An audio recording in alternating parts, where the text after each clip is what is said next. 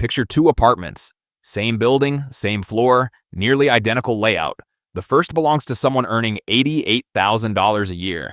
Step inside and you see a massive sectional sofa that costs $3,500, a television that takes up half the wall, a kitchen stuffed with gadgets still in their packaging, closets so full the doors don't close properly, a second bedroom used entirely as storage.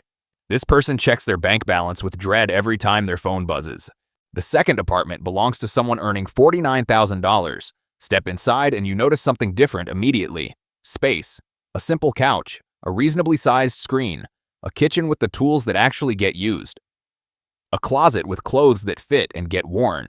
The second bedroom has a bed in it. This person has 14 months of expenses saved and puts 22% of every paycheck into investments. Same building. The person earning nearly half as much has 10 times the financial stability. This isn't a story about income. It's a story about a relationship most people never examine. The relationship between what you own and what you can actually keep. The first person isn't reckless. They don't gamble. They don't have expensive habits in the traditional sense. They simply accumulated a lifestyle that requires every dollar they earn just to maintain. The second person learned something that changed everything. That owning less doesn't mean having less of a life.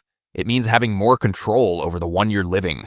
Let's start with a concept that will permanently change how you think about purchases. Every object you buy costs you money twice. The first cost is obvious. It's the number on the receipt. The second cost is the one almost nobody calculates, and it's often larger than the first. Storage, maintenance, mental bandwidth, insurance, and opportunity cost. These ongoing costs continue for as long as you own the thing. The purchase price is just the entry fee. Take a stationary bike as an example. It costs maybe $800, but it takes up 15 square feet of floor space. In most cities, floor space runs $35 to $55 per square foot annually when you factor in rent. That bike is costing you $525 to $825 per year just to exist in your home, whether you ride it or not. Add in the mental energy of seeing it every day, the occasional maintenance, and the $800 you could have invested instead, and the true cost over 5 years easily clears $5,000. For a bike, you probably use twice a month. This is the hidden economy of ownership. The purchase price opens the door. Everything after that is rent you keep paying without a landlord to remind you. Minimalists aren't people who hate nice things. They're people who've done the math and decided most things aren't worth the full price. And once you start calculating second costs, you start seeing purchases completely differently. The first rule that follows from this is cost per use. Before buying anything, estimate honestly how many times you'll actually use it. Divide the total price by that number. That's your real cost per use, and it's the only honest measure of value. A $180 jacket worn twice costs $90 per wear. A $350 jacket worn 180 times costs less than $2 per wear. The expensive jacket is genuinely cheaper in any meaningful sense. This calculation destroys most impulse purchases the moment you run it. That $250 kitchen gadget you'd use maybe 4 times a year costs $62.50 per use in year 1. That's an expensive way to accomplish whatever task it performs. Meanwhile, a $25 tool you reach for every week costs less than 50 cents per use. The math cuts through marketing and emotion and reveals what actually makes sense versus what just feels appealing in the store. The second rule is the replacement test. Walk through your home and look at each thing you own. Ask yourself honestly, if this disappeared today, would I go spend money to replace it?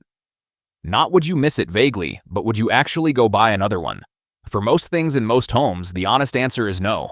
That bread maker, that fondue set, that exercise equipment, those clothes with the tags still on, you would not replace them.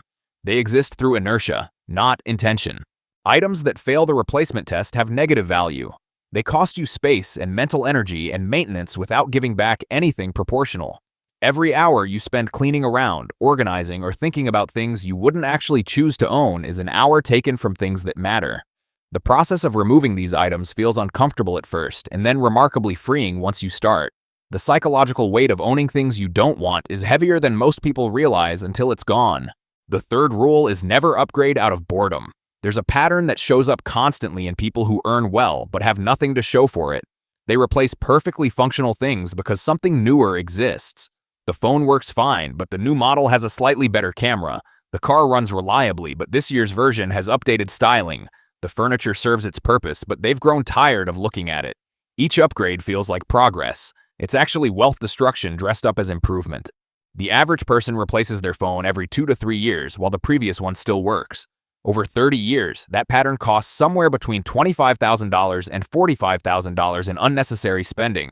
Apply the same logic across every category where upgrade culture operates. Appliances, furniture, cars, clothing, and the lifetime total easily exceeds $150,000. Minimalists define functional clearly. An item is functional until it genuinely cannot perform its purpose. Boredom is not failure. The existence of a newer version is not failure. Actual breakdown is failure. Everything else is a problem you don't have. The fourth rule is about architecture, not willpower. Create friction for spending and make saving automatic. Human behavior follows the path of least resistance. If spending is frictionless and saving requires effort, you'll spend. If saving happens automatically and spending requires extra steps, you'll save. The structural change matters far more than trying to be disciplined in the moment. Spending friction looks like this.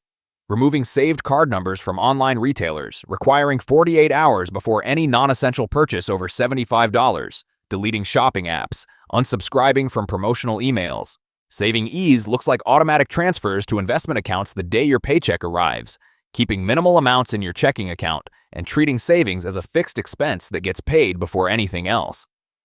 Willpower depletes. Environment is constant. Design your environment so the right choice is the easy choice. The fifth rule is count your possessions. This sounds extreme until you do it once. Counting creates awareness, and awareness prevents accumulation. Pick any category and count what you own. Most people guess low and discover they have 2 or 3 times what they estimated. How many shirts do you actually own? How many kitchen tools? How many items in that drawer you never fully open? Once you know you own 44 shirts, buying another feels different. You're not adding a shirt. You're bringing your collection to 45. The absurdity becomes visible. Minimalists set maximum thresholds for key categories and enforce a one-in, one-out policy. Any new addition requires removing something existing. That friction alone dramatically slows acquisition. Without intentional limits, possessions expand to fill available space. With limits, every addition requires a conscious decision.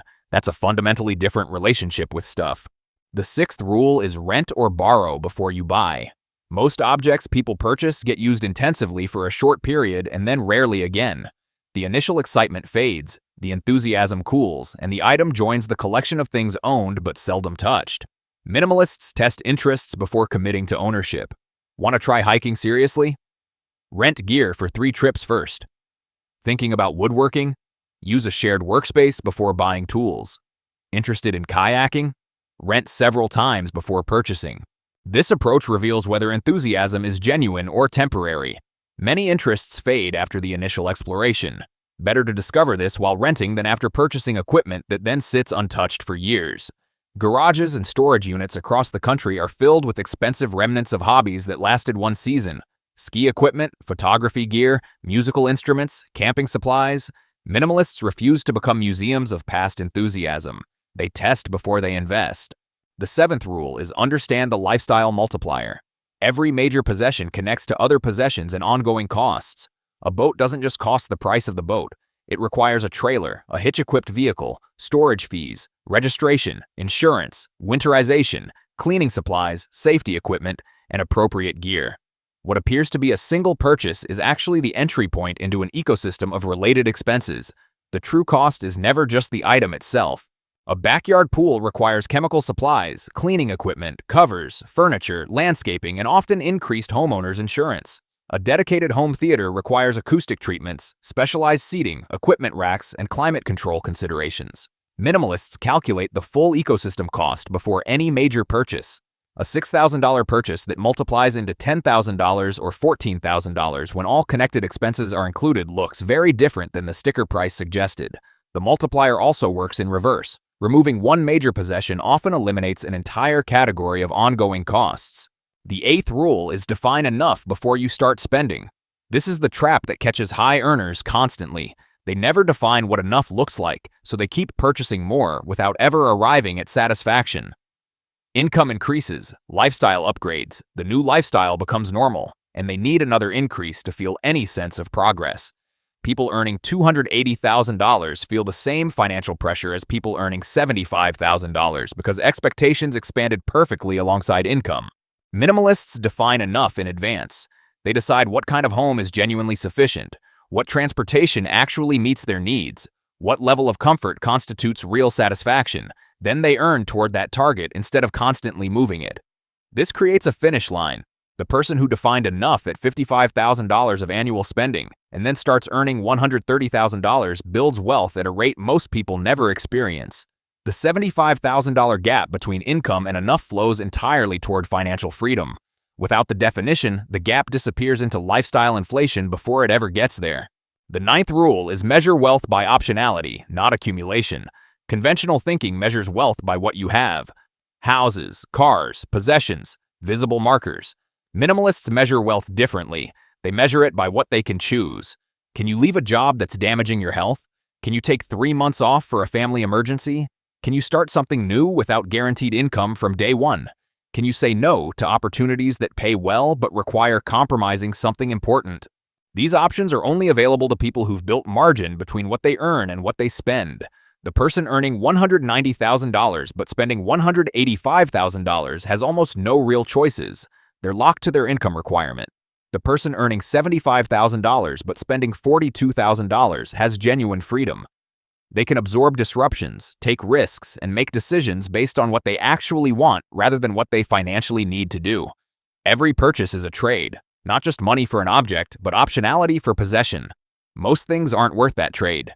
The 10th rule is practice cyclical decluttering rather than annual purging. Most people who attempt to own less do a massive clean-out, feel great for a few weeks, and then gradually accumulate back to where they started. The purge feels productive. The reaccumulation goes unnoticed. Within 2 years, they're back at the beginning. Minimalists avoid this by doing small, regular reviews instead.